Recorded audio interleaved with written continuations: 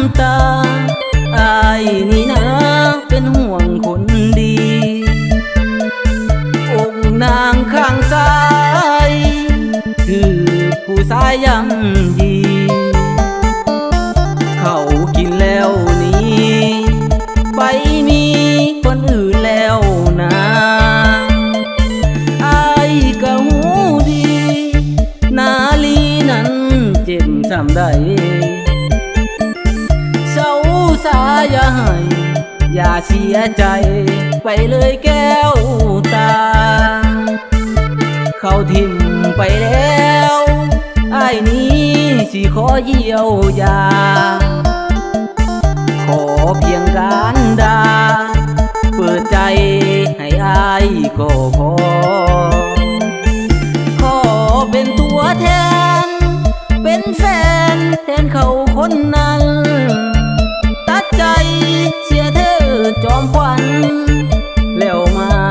หักอ้ายเธอหนอผู้ชายคนนี้ขอมาแทนเขาได้บ่เขาบ่แม่นพอ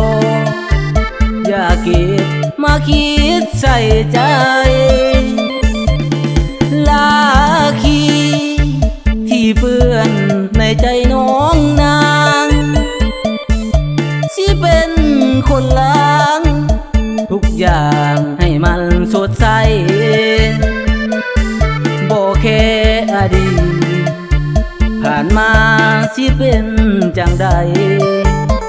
นับจากวันนี้ต่อไปอ้ายขอเป็นแฟนแทนเขา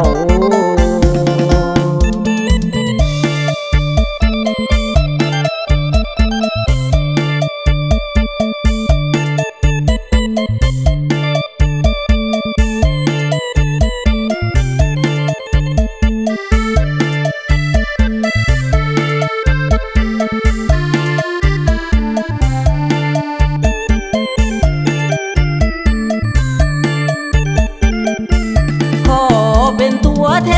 นเป็นแฟนแทนเขาคนนั้นตัดใจเสียเธอจอมขวัญแล้วมาหักอ้ายเธอหนอผู้ชายคนนี้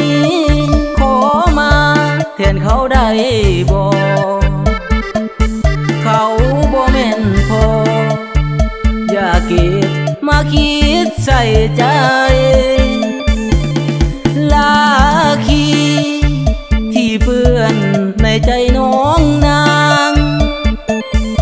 สิเป็นคนล้าง